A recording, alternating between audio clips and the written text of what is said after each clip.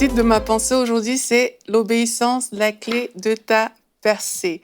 Alors, j'aimerais vous dire que les défis par lesquels vous passez, les montagnes qui sont devant vous et qui semblent tellement si grandes à vos yeux, en fait, elles ne sont rien devant la grandeur et la puissance de Dieu. C'est tellement insignifiant. Ces choses sont à la portée de Dieu et ces montagnes, vraiment, Dieu a la capacité de tout simplement les renverser en un instant. La Bible nous dit, y a-t-il quelque chose qui est trop difficile pour Dieu? La réponse est non, bien entendu. Mais y a-t-il quelque chose qui est trop difficile pour vous? Eh bien, la réponse est oui.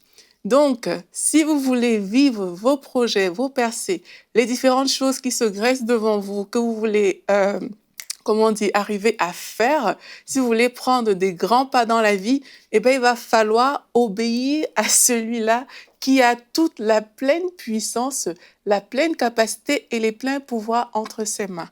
Obéir, c'est quoi? Obéir, c'est prêter attention à la voix de Dieu pour accomplir toute chose face à toute situation.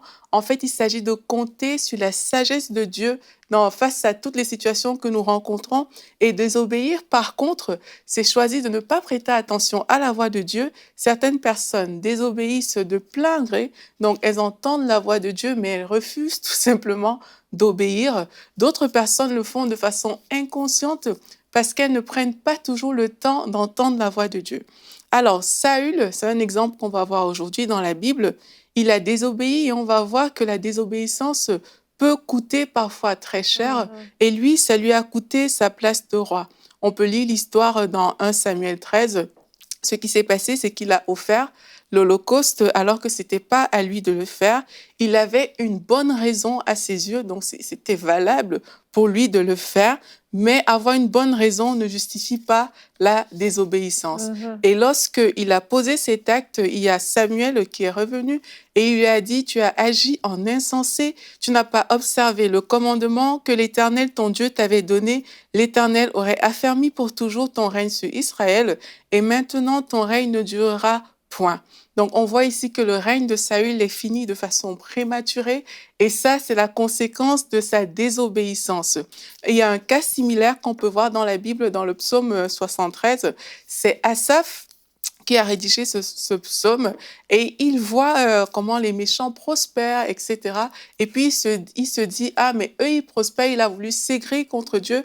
Mais après, il a dit, et quoi? En un instant, les voilà détruits. Ils sont enlevés, anéantis par une fin soudaine. Donc, c'est pareil, la désobéissance, parce que le méchant, c'est celui qui n'obéit pas à la voix de Dieu. La désobéissance nous fait en sorte que les personnes finissent de façon prématurée.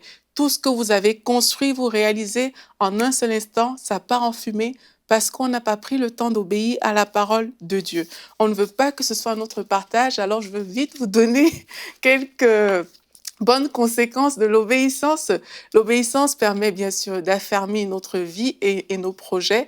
Dans 1 Samuel 13 qu'on a lu tout à l'heure, il y a Samuel qui a dit à Saül que si tu avais bien agi, mais l'Éternel aurait affermi ton règne pour toujours. Ça veut dire que quand on choisit d'obéir à Dieu, notre règne est affermi, nos projets sont affermis. L'obéissance permet également de vivre exactement ce pourquoi Dieu nous a appelés.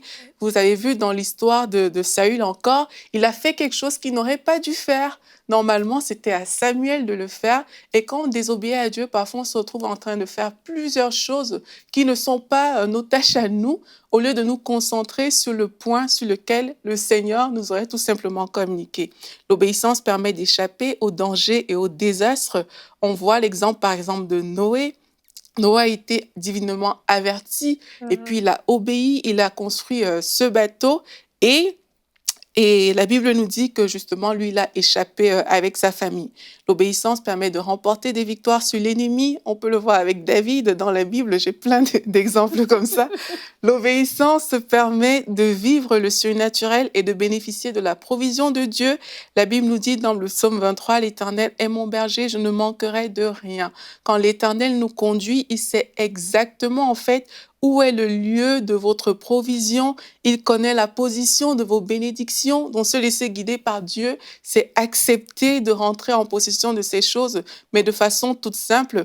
Et pour finir, l'obéissance permet d'être élevé. On voit le cas de Jésus-Christ qui a été souverainement élevé parce qu'il a choisi d'obéir à Dieu. Ça peut sembler peut-être quelquefois difficile parce que ça vient bousculer nos raisonnements, ça vient bousculer la façon dont on avait voulu faire, mais c'est tellement, tellement vital.